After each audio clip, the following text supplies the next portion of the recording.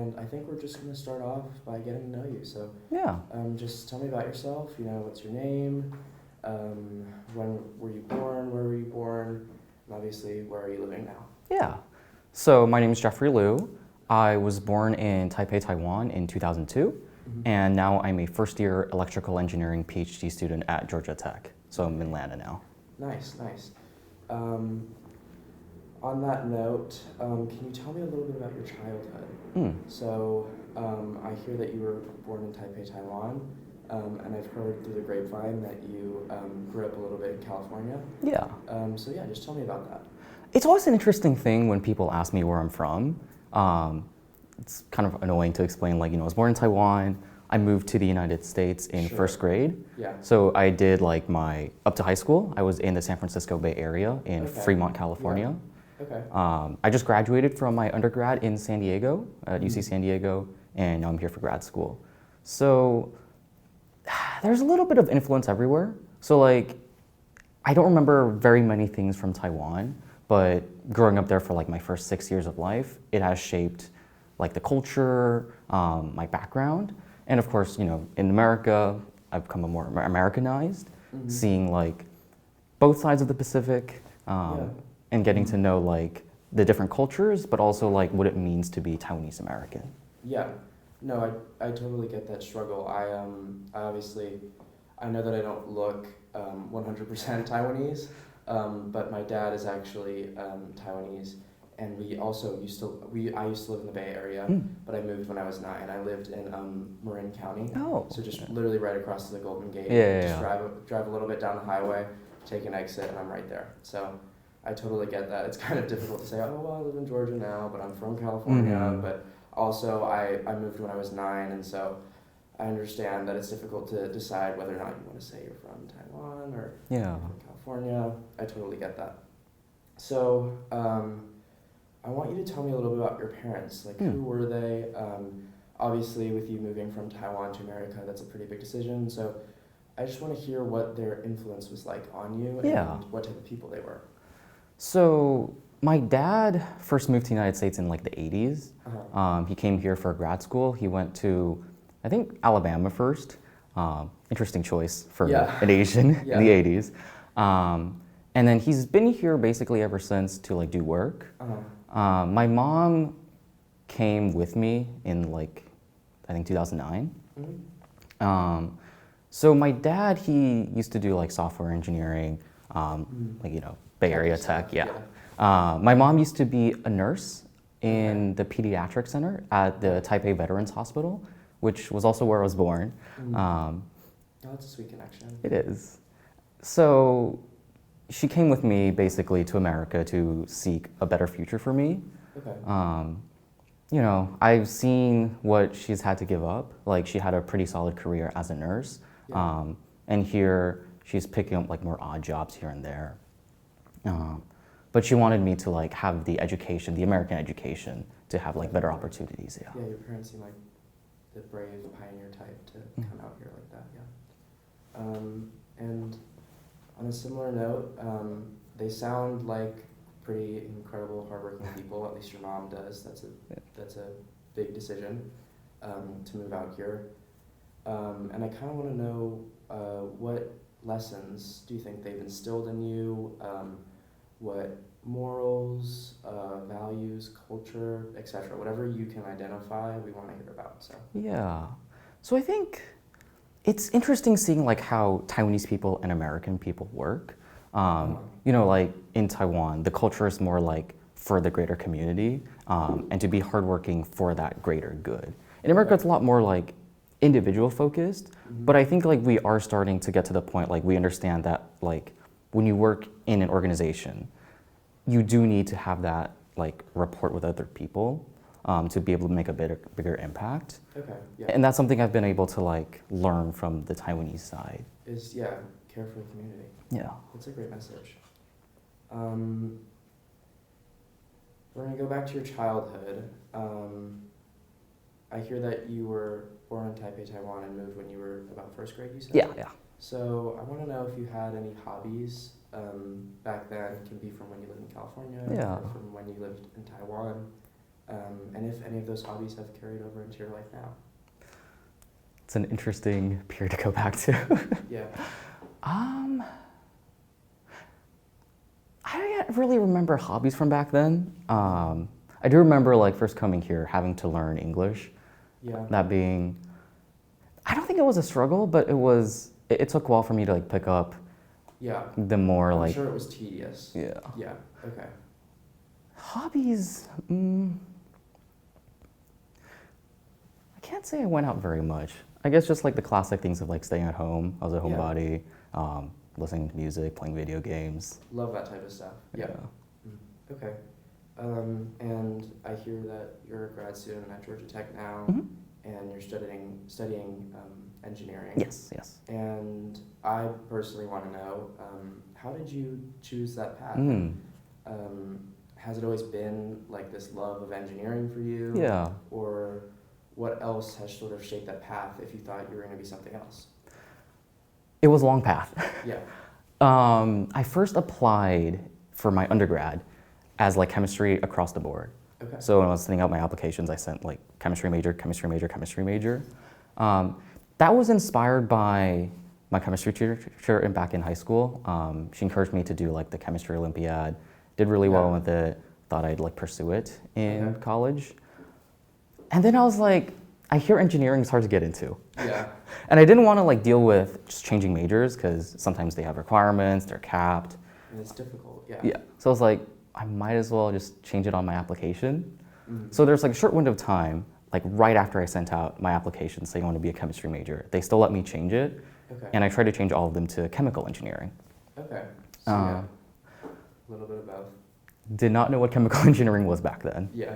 I just thought chemistry, engineering. Turns out you actually don't do very much chemistry in chemical engineering. Yeah. But I kind of knew around like 10th grade, I wanted to do like bio research. So I know it sounds weird, like chemical engineering and bio. I wanted to focus. I get that. Yeah. Yeah. No, the science. I feel like STEM they all sort of align somewhere. And like, I mean, biology is based off of chemistry, Yeah, right? yeah. So I totally understand that path, yeah. So I went to like this neuroscience camp back in 10th grade, and I knew I wanted to do brain research because, you know, there's a lot of unknowns about like mental diseases and neurodegenerative diseases. Like we start to have treatments for Alzheimer's, Parkinson's, but they're not great. They seem to be working in some people, but not for everyone. Yeah. And mental health is like a whole other thing. We understand a little bit about the pathways, but like different treatments also work for some and don't for others. So I wanted to like study the more chemical basis of that. Yeah. So that was kind of my thought going with chemical engineering. And then I found out, well, there's bioengineering. Yeah. So that's what I did my undergrad in. Okay. So I switched 3 times. Yeah. So I focused on the brain. I did some like neuro research in my undergrad. And for grad school, another pivot to electrical engineering. That one's more like, it's more to do with like the jobs market. Yeah. Bioengineering majors, they actually have a harder time getting hired.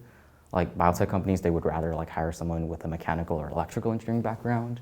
Really? Okay. Yeah, so I want to be more technical, more hireable. Okay. And that's where I am, yeah. Gotcha. Well, I mean, it's reassuring to hear that you have that curiosity and you've been able to sort of weed out a path for yourself just with that curiosity. Yeah. So that's nice.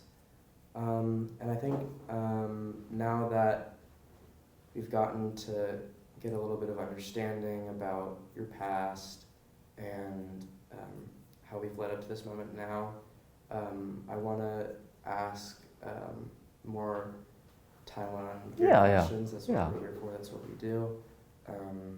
And so my first question is, how often after you moved would you go back to Taiwan? And what would you do, or what was the motivation for going back? Was it your parents, or were you able to tell your parents, hey, I want to go back and revisit what we had? So most of my family is still in Taiwan. I visit them. I used to try to visit every summer. hottest time, worst time, but Yeah. it's like kind of time that works. Mhm. It was just to like, mainly to see family. So my grandma lived in New Taipei, and that's where I spent like the first 6 years of my life. I grew up with my grandma. That childhood home is now sold, so now I'd have to go to Taichung. That's annoying. Yeah, A little it's bit of nostalgia. sentimental and all of that, yeah. But I've had like quite a few interesting memories, like even after I've moved. So I participated in a program, the OCAC, the Overseas Compatriot Affairs Council, which is like the government ministry in charge of overseas Taiwanese like us. And they have an annual program where they basically invite people from around the world to go back to Taiwan and teach elementary and middle schoolers English at rural schools. So I did this. Cool opportunity. Yeah. I spoke to a lot of people who did this, I think it was like 2019. And they basically got to see a side of Taiwan that they hadn't seen before. Because like, you know, if you're second gen, you might go back and do like some more touristy things. Yeah. But you have to like spend 2 weeks far from civilization. Well, not civilization, but like the urban. Rural Taiwan. Yeah. Yeah. It was like a cool experience because, wow, there's mosquito bites, but you get to see like what life is like outside of what you usually Outside think this about. bubble, outside Yes, of yes. what people normally see. Yeah. Yeah. That's cool. So I was assigned to a school in Ruifang, which is like a very northern tip of New Taipei City. It was a little bit disappointing because it wasn't like very far from where I lived, but I got to see like a very cool side of New Taipei City that I hadn't seen before. Like there was a lot of mountains, a lot of greenery, and I still keep in touch with the teachers there that I worked with. Oh, that's really nice. Yeah. Yeah. When I visit Taiwan, I also try to visit them, and they take me out hiking where the mountains are nearby. Well, my dad, like I said, my dad is Taiwanese, and his parents, they moved from Taiwan to America before he was born, and so pretty much all of his culture either came from them or going back to Taiwan. And one fun story that he likes to tell me is that one time when he went back, I think he was in like 6th grade or something, he went back to Taiwan with his mom, and when his mom lived there before he was born, she was a school teacher, and when they went back to Taiwan, supposedly he likes to tell me that word got around that, you know, Miss Lou's coming back to town with her son, and one of her old students was able to contact her and invite her and my dad to dinner. And when they got to his house, it's like this massive mansion, and there's like this big banquet going on, and he's got like a throne in the room, and my dad likes to say that this guy like loved, just absolutely, like my grandma was his favorite teacher, and he grew up to be like this like gangster type, like not mobster but sort of like hustler, and got all that money type, I guess. I don't really know how to say it, but he tells me about how like when they went there, they served them like a 5-course meal, all the best foods, and they, like, I'm pretty sure when they went to the dinner, like my dad was given like, I don't know, I forget if he said it was like some toys, but like he was invited to go play with other children, and they had this like massive playground. I think you get the point of what I was trying to say, but that's his like fun story that he has, or personal anecdote. And you've told me about the school that you went to go visit, but is there any other stories that you have or personal moments that you think are kind of interesting that maybe aren't, you know, what you'd see in everyday life, but it's sort of a personal moment for you? Yeah. I think one of those moments is also like at this teaching program, because I got to work with, I want to say 7th graders. Yeah.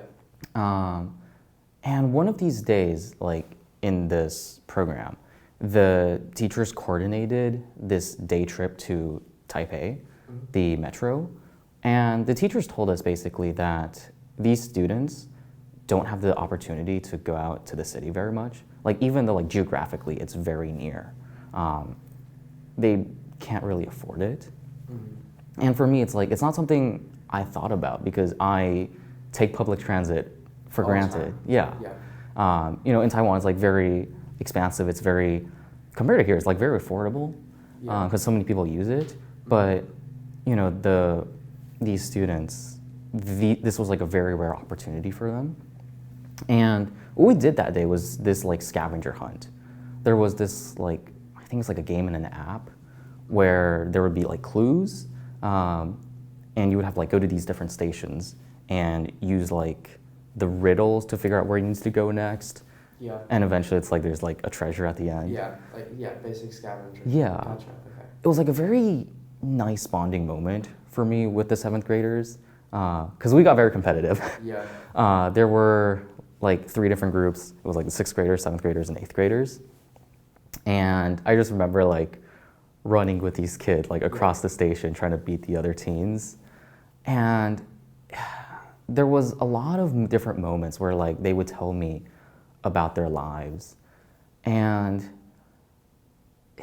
it's a very fond memory for me because like I still follow all of them on Instagram. I see where they are. Yeah. I think they're all, where are they now? I think they're in like college if they've chosen to go that path. And it's just very nice to see like they're kind of where I was when I taught them. Yeah. So it was like very cool to see them grow up like through Instagram. Yeah. No. Yeah. You get to. I mean, I feel like that's pretty beautiful in itself. Like, even like the competition, like just seeing their young minds at work. I feel like I like kids, and so I think watching a kid, you know, figure out something like, I don't know, like a puzzle on a scavenger hunt, it's a pretty sweet like interpersonal moment, and I'm thankful you shared that with me, because me personally, whatever agenda AB Taiwan has, that's up to them. But I love hearing stuff like that, sort of the personal connections that you make that may go unshared without ever asking. So thank you for that. Is there something that you can associate specifically with Taiwan? And it can be like an item or a food. At least for me and for my dad, my grandma made some killer scallion pancakes. Yes. With like the juiciest Taiwanese sausage. And so like for me, I'm like, okay, I've never been, but like this is what I imagine it's like. But yeah, is there anything like that for you? I think food is definitely like one of the things people definitely talk about. Yeah. There's this thing like Chinese saying that basically describes like to the people, food is like as important as like the gods. It's like a very important part of the culture. Like you learn a lot from the culture, I think, from food, because you get to learn like what ingredients are available near there. And like the different flavors, like the different tastes. And it ranges like very dramatically throughout the island. Like there's some stereotypes, but like in Tainan, they're known for having like really sugary foods. And I got this cookbook from Clarissa Wei. It's called Made in Taiwan.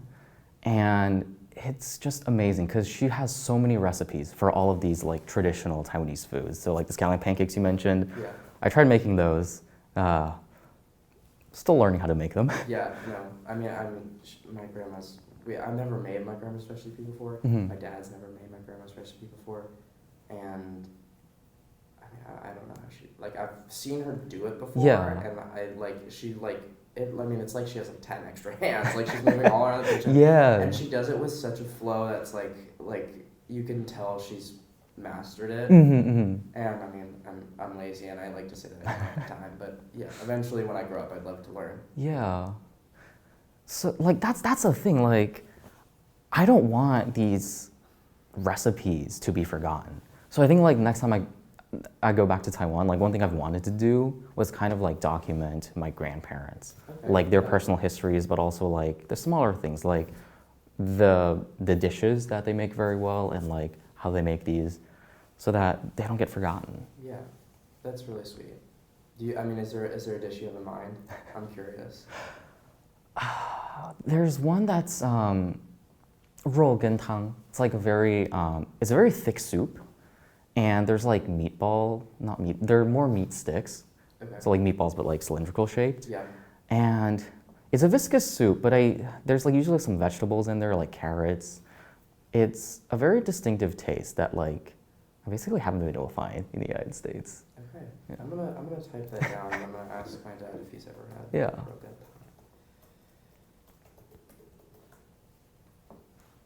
Okay. Let's see. Where should I go next? I have these questions written down. Yeah. You just mentioned your grandparents and wanting to, capture Mhm. their essence, whether that's through what they say or what they make. Mhm. Food. And even after you moved from Taiwan to America, Mhm.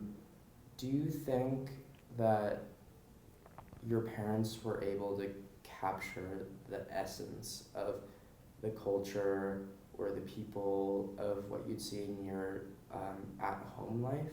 Yeah. So I'm curious because I never really had that. Mhm. I'll make the joke and say that my dad is pretty whitewashed, and my mom is white, and I never learned how to speak Chinese at a Mhm. young age, and pretty much all I had was my like grandma's ribs recipe, like at least once a month or something Yeah. like that, or my dad speaking in Chinese with other Chinese people when we're walking around, Mhm. stuff like that. So I'm curious. I hear that you moved in around first grade, and so I'm curious about how your parents crafted their home, especially because you would have been at a pretty important stage in development as a child. Yeah. I'm curious as to how they made their home and how if they made it like Taiwan at all. Yeah. So my dad's side, my dad is from Taoyuan, and my paternal grandfather has like a small farm out there. It's not like a very large one. It's like in the more countryside, and that's kind of what my dad grew up with, doing like some farm labor, Yeah. growing some like rice, vegetables, and some poultry to like eat themselves and also to sell. Mm-hmm. And in the Bay Area, like my parents have like a mini garden that's actually quite like packed. Like there's a lot of different things that are growing back there. Yeah. They're trying to grow dragon fruit, which is very ambitious. Yeah. Yeah, like my paternal grandfather, there's like a whole huge part that's just like all dragon fruit. Yeah. And they're basically like sharing like their experiences from there, how to like make the ones here in America survive. Mm-hmm. The temperatures are like very different. Yeah. Which is like really nice to see that part. And I guess another thing that's interesting is like there's an interesting blend between like Taiwanese traditions and American holidays. Because for Thanksgivings, instead of like, the American turkey, my parents would go out and buy hot pot ingredients and Yeah. basically have a hot pot pot for dinner. Yeah. Okay, that's nice. Well, that sounds like your parents, tried to stay true to what was their life in Taiwan. Mhm, Like your dad. Yeah. He made those vegetables when you were a little kid, or not vegetables. He cared for that garden from when you were young up until now. Yeah. That's nice. Dragon fruit was more recent, but Right. I've always remembered like tomatoes being one of the things, yeah. Okay, gotcha. Well, growing up, it sounds like you had more influence than I did, in terms of culture. Do you think you ever struggled with feeling like you were different from your peers? Yeah. Or almost like, I mean, since you were born in Taiwan, did you feel the need to suppress parts of your background to assimilate? I mean, like I said, my mom's white and she's Irish, and so I grew up in a Catholic school, and I mean, pretty much immediately, I was basically like a white Irish Catholic, and she's also from New York, and so I grew into that character pretty fast. Yeah. But curious, since you were born in Taiwan, was there a mold set forth before you when you moved into America that you felt like you needed to fit into? Like you were you were a triangle and there was a square in front of you, and you're like, how am I gonna get in here? Yeah. I have to say, I grew up like very privileged because I grew up in a community that was like majority Asian, I think. Okay. I think it might not have been majority Asian then, but it is like there now. So, you know, I didn't grow up with like the same discrimination that might be seen elsewhere in America. And I remember like when I first moved here, I had like an Indian friend, a Pakistani friend. So it was a very diverse area. And I was fortunate that I think there was another like fellow Taiwanese-American in at least like first and second grade. And then I think there were some like things with moving around. But there were like some things, you know, like, you know, this was back when I was very mature, and there would be like arguments about like China and Taiwan with like the Chinese-Americans, And there are like some aspects that like I just kind of learned to be like, you know, I'm in America, so I'm like an American now. But I think it was around like high school when I started developing like a more Taiwanese-focused identity.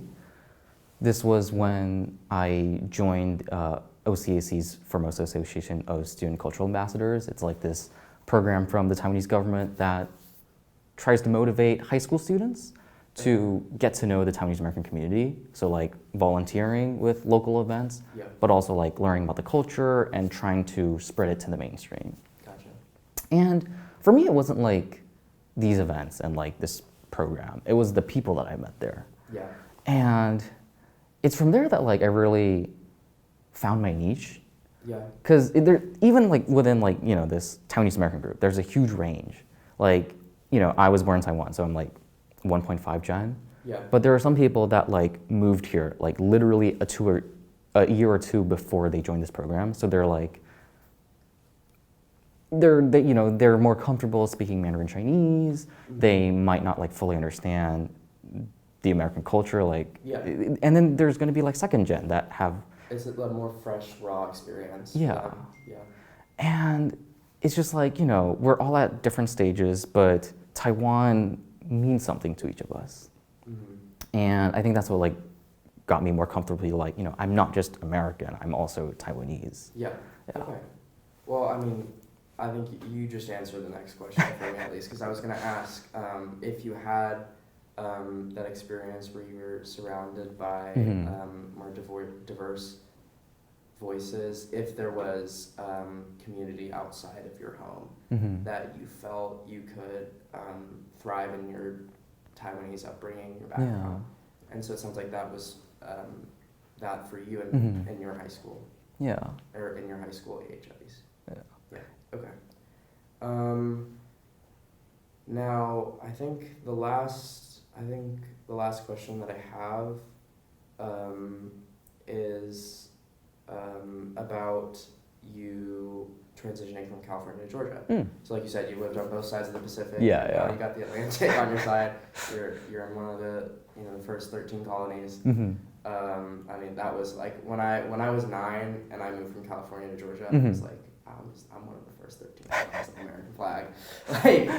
And that was like kind of a sense of pride that I had from moving from California to Georgia. But I'm curious now that I hear that you spent 3 months, you said, Yeah. here. And it sounds like you've spent, I guess from first grade, is that 8, 9, 7, 7, 8, 9, around that age? Yeah. You would say? So maybe around up until the end of your undergrad, that's like what, almost 15 years? Yeah. Almost 15, maybe 14 years in California.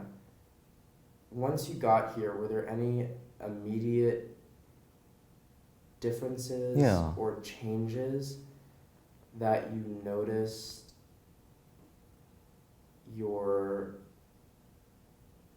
any immediate differences or this is a hard question to Mm-hmm.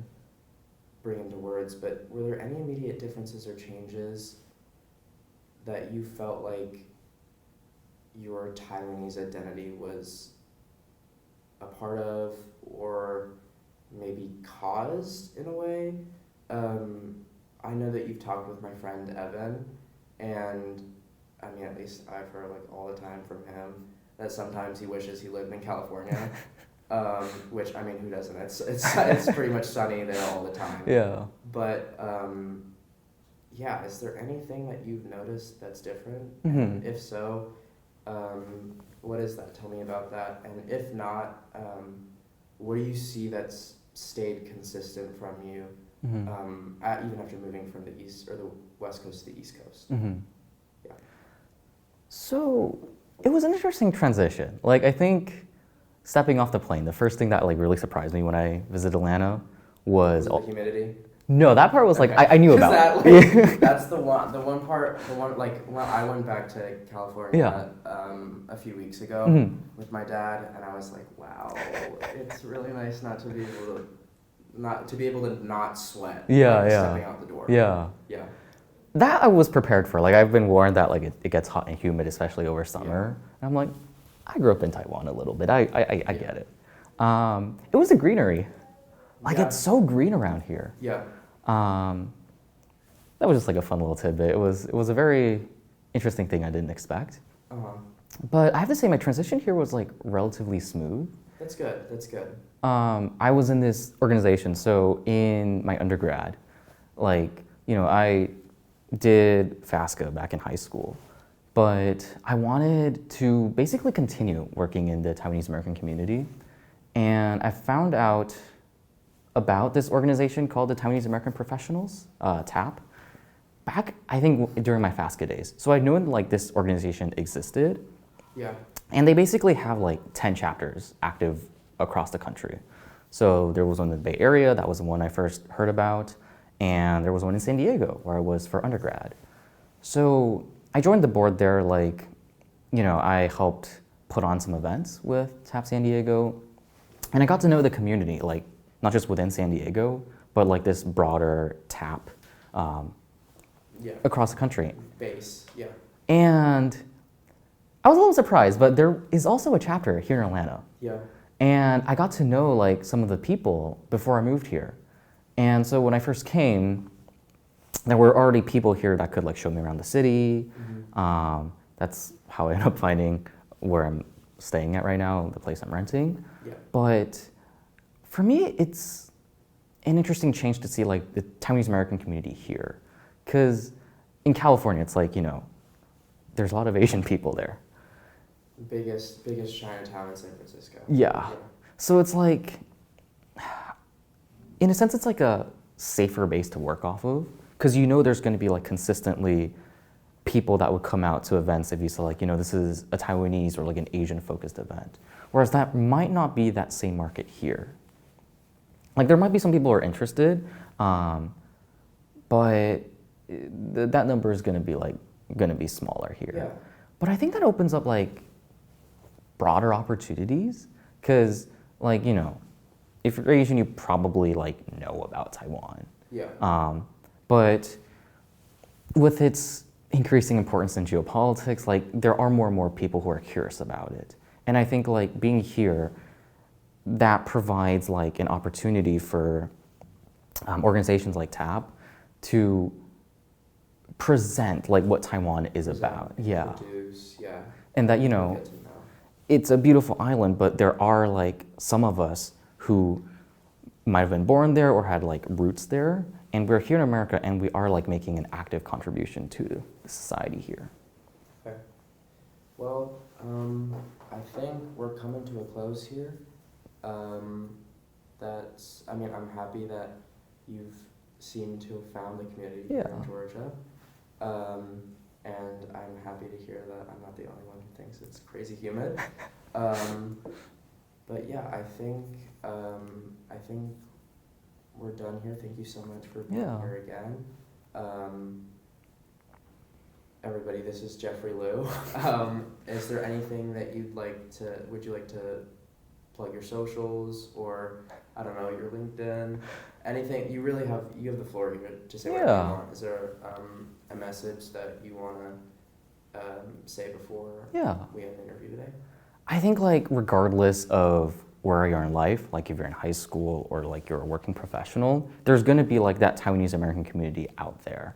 You might have to look for them a little bit, but there are like many active organizations catering to this. So like, there's FASCA in high school, but in some like areas where there's enough like Asian people, there might be like an Asian-focused student association. I was lucky enough that like where I was from, there was enough Taiwanese people to create a whole like Taiwanese club. Yeah.